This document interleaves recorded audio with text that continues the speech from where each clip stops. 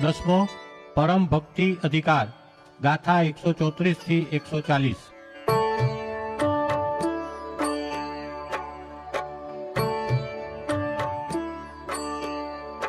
श्रावक श्रमण साम्यक ज्ञान चरित्रनी भक्ति करे, निरवाणनी छे भक्ति तेने एम जिन देवो कहे।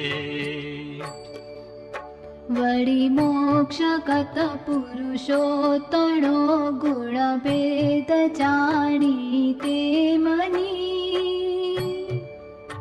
जे परम भक्ति करे कही शिव भक्ति त्या व्यवहार की। शिव पंथ स्थापी आत्मने निर्वाणनी भक्ति करे,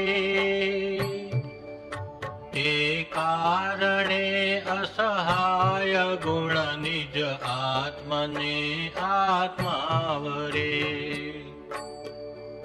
रागादिना परिहार माजे साधु जोड़े आत्मने, छे योग भक्ति ते हने कई रीत संभव अन्यने।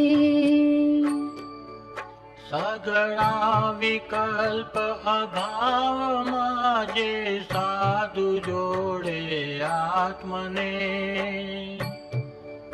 छे योग भक्ति ते हने कई रीत संभव अन्यने।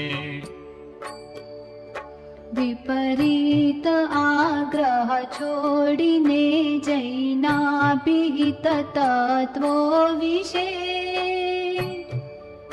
जे जीव जोड़े आत्मने निज भाव तेनो योग छे।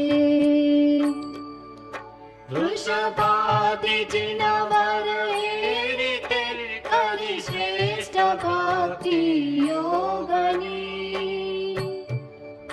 शिव सौख्य पाम्या तेथी करतु भक्ति उत्तम योग।